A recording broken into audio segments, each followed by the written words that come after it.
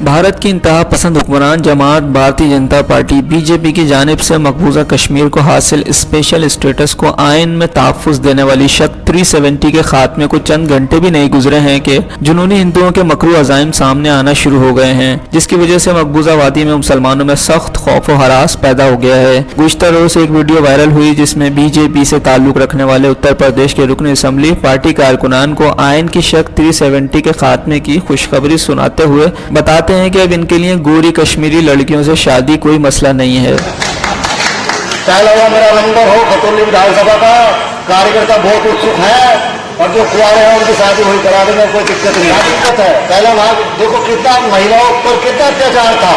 वहाँ की लड़की यदि किसी उत्तर प्रदेश के छोरे से शादी कर ले तो उसकी नागरिकता खत्म। और जो मुस्लिम कार्यकर्ता है अगर उनको यहाँ बैठे हो खुशी मनानी चाहिए।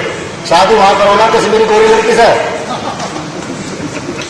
खुशी मनानी चाहिए उन्हें भी। पूरे चाहे हिंदू मुसलमान कोई हो, ये पूरे देश के लिए एक उत्साह का विषय है। विक्रम साइनी नामी रुकने पार्लियामेंट की जानिब से की जाने वाली बात की वीडियो पूरे भारत में भी गर्दिश कर रही है। रुकने पार्लियामेंट ने कारकुनान से कहा कि वह मकबूजा कश्मीर जाकर प्लॉट्स खरीदने और शादियां रचाने के लिए आज़ाद हैं, क्योंकि इनके रास्ते में कोई रुकावट नहीं है। मकरू अज़ाइम का हामिल रुकने पार्लियामेंट विक्रम साइनी ने यह बात मुजफ्फरनगर में मुनाकिद एक तकरीब में कही, जो आइन की शर्त 370 के खात्मे की खुशी में मुनाकिद की गई थी। बीजेपी के रुकने पार्लियामेंट ने कहा कि पुरजोश और कुआरे कारकुनान को बताना चाहता हूँ कि वो कश्मीर जाकर शादियां करने के लिए आजाद हैं, क्योंकि अब कोई मसला नहीं रहा, वरना इससे पहले काफी कानूनी पेचीदगियां थी। इस मेंबर के मकरू ख्यालात से मकबूजा कश्मीर समेत पूरे भारत के मुसलमानों में अदम तहफ़्फ़ुज़ पैदा हो गया है। इन्हें 1947 के वो दिलखराश सानियात याद हैं कि जब मुसलमान बच्चियों को जबरदस्ती उठाकर इंतहा पसंद जुनूनी ले जाते थे, जोर जबरदस्ती इनका मजहब तब्दील कराते और नाम नहाद शादियां कर लेते थे।